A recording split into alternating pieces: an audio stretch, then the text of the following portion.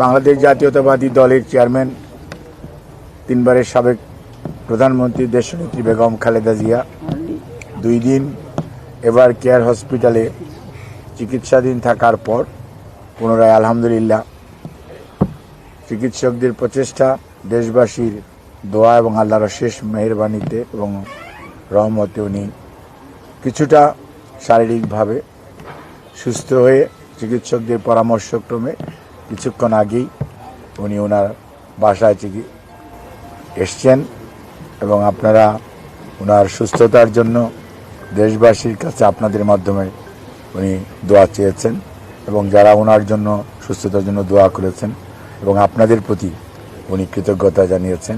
আমাদের ভারপ্রাপ্ত চেয়ারম্যান জনাব তারেক রহমান আপনাদের মাধ্যমে দেশবাসীর কাছে কৃতজ্ঞতা জানিয়েছেন যে ম্যাডামের সুস্থতার জন্য দেশবাসী যে সব সময় কনসার্ন এবং দোয়া করে সেজন্য।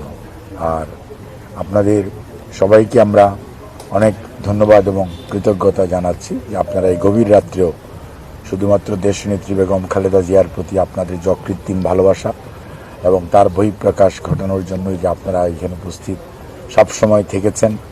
গত 5 বৎসর যাবৎ নিরলসভাবে আপনারা যে কোনো সংকটাপন্ন সময়ে আপনারা পেশাগত দায়িত্ব পালন করেছেন, দেশের মানুষকে প্রতিটি ইনফরমেশন যথাসময়ে দেওয়ার চেষ্টা করেছেন। সেজন্য আমরা আমাদের দলের পক্ষ থেকে আপনাদেরকে কৃতজ্ঞতা জানাই, ধন্যবাদ জানাই।